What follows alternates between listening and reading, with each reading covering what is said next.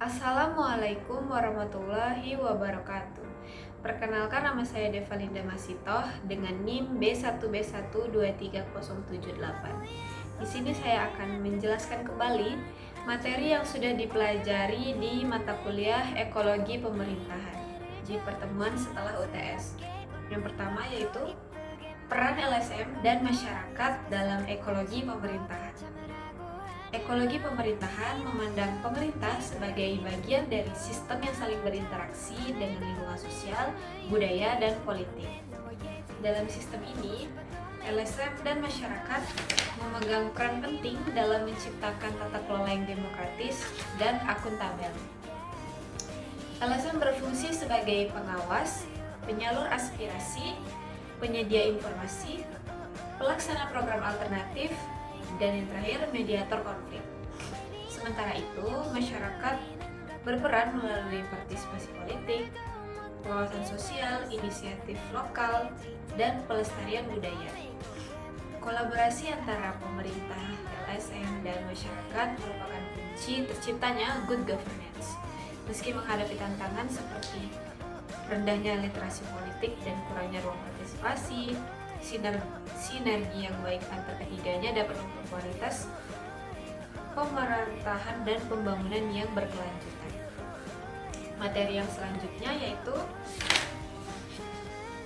ketimpangan pembangunan dan implikasi ekologinya. Ketimpangan pembangunan merupakan kondisi di mana distribusi hasil pembangunan tidak merata antar wilayah, kelompok sosial, atau sektor ekonomi. Biasanya daerah perkotaan dan wilayah industri maju lebih cepat, sementara wilayah perdesaan atau terpencil tertinggal secara infrastruktur, layanan, dan akses ekonomi. Ketimpangan ini tidak hanya menimbulkan masalah sosial seperti kemiskinan, migrasi, dan pengangguran, tetapi juga membawa implikasi ekologis yang serius. Konsentrasi pembangunan di suatu wilayah seringkali menyebabkan eksploitasi sumber daya alam yang berlebihan, pencemaran lingkungan, dan kerusakan ekosistem akibat konversi lahan secara besar-besaran. Di sisi lain, wilayah yang tertinggal cenderung mengalami degradasi lingkungan karena tidak adanya pengelolaan sumber daya yang berkelanjutan dan rendahnya kapasitas adaptasi terhadap perubahan iklim. Nah, implikasi ekologis dari ketimpangan pembangunan juga menciptakan ketidakadilan lingkungan atau environmental injustice, di mana kelompok masyarakat miskin lebih rentan terkena dampak bencana ekologis seperti banjir, tanah longsor, atau kekeringan. Selain itu, kebijakan pembangunan yang terpusat dan berorientasi pada pertumbuhan ekonomi sering mengabaikan aspek keberlanjutan. Untuk mengatasi hal ini, pendekatan pembangunan yang inklusif dan berwawasan lingkungan sangat dibutuhkan, termasuk pemerataan infrastruktur hijau, penguatan masyarakat lokal dalam pengelolaan sumber daya alam, dan integrasi prinsip keadilan ekologis dalam perencanaan wilayah. Dengan demikian, pembangunan tidak hanya harus adil secara sosial, tetapi juga ramah lingkungan dan berkelanjutan. Materi yang selanjutnya yaitu isu kontemporer dalam ekologi pemerintahan. Dalam konteks ekologi pemerintahan, isu-isu kontemporer semakin kompleks dan saling terkait antara aspek lingkungan, sosial, dan tata kelola. Salah satu isu utama adalah perubahan iklim dan krisis lingkungan yang menuntut pemerintah untuk mengambil kebijakan yang adaptif dan berbasis ilmu pengetahuan. Namun, seringkali kebijakan lingkungan tidak sinkron antara level pemerintahan atau justru dikompromikan oleh kepentingan politik dan ekonomi jangka pendek. Isu lain yang semakin menonjol adalah ketidakadilan lingkungan, di mana kelompok miskin dan rentan sering menjadi korban paling terdampak oleh degradasi lingkungan, namun paling sedikit terlibat dalam proses pengambilan keputusan. Di sisi lain, munculnya teknologi digital juga membawa peluang dan tantangan baru dalam mengelola ekologi pemerintahan, seperti transparansi data lingkungan, namun juga potensi manipulasi informasi. Materi yang selanjutnya yaitu Kearifan lokal dalam pembangunan pemerintahan. Kearifan lokal merupakan nilai-nilai, pengetahuan, dan praktik yang hidup dan berkembang dalam masyarakat yang diwariskan secara turun-temurun serta terbukti mampu menjaga keseimbangan antara manusia, alam, dan tatanan sosial. Dalam konteks pembangunan pemerintahan, kearifan lokal memiliki peran penting sebagai dasar dalam merancang kebijakan yang sesuai dengan karakteristik budaya dan kebutuhan masyarakat setempat. Pemerintah yang responsif terhadap kearifan lokal cenderung lebih diterima oleh masyarakat karena mengedepankan prinsip partisipasi, keadilan sosial, dan keberlanjutan. Contohnya dalam pengelolaan hutan dan sumber daya alam.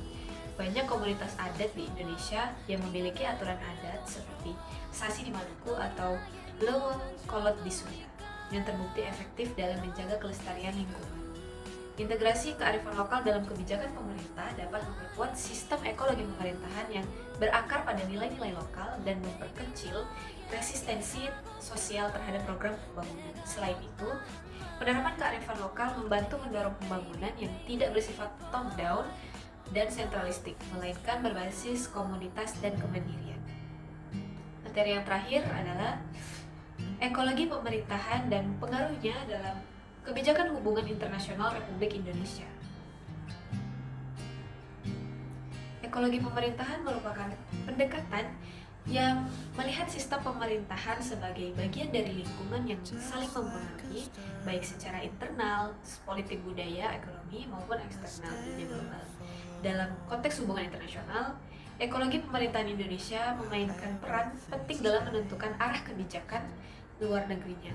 Faktor-faktor seperti stabilitas dalam negeri, dinamika masyarakat sipil, kekuatan ekonomi, serta sensitivitas terhadap isu lingkungan dan HAM turut membentuk posisi Indonesia di kancah global. Misalnya, ketika masyarakat sipil dan LSM dalam negeri semakin vokal terhadap isu lingkungan, hal ini mendorong pemerintah RI untuk lebih aktif dalam diplomasi perubahan iklim dan keberlanjutan seperti keterlibatan dalam Paris Agreement dan forum-forum ASEAN tentang transboundary haze.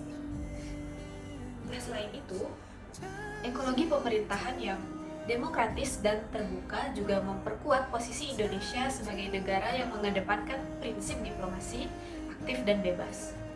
Politik luar negeri Indonesia tidak bisa dilepaskan dari konteks domestik, termasuk tekanan publik, kepentingan sosial, kepentingan nasional, serta persepsi terhadap kedaulatan dan keadilan global.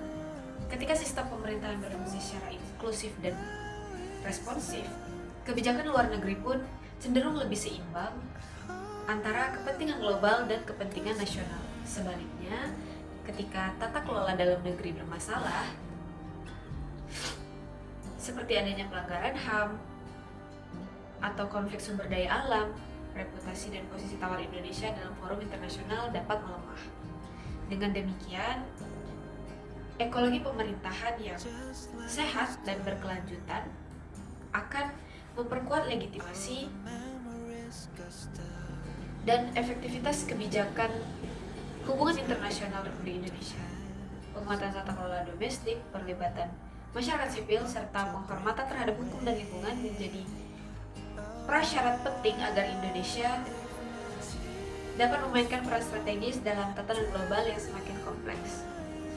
Demikian yang dapat saya sampaikan. Lebih kurang saya mohon maaf. Wassalamualaikum warahmatullahi wabarakatuh.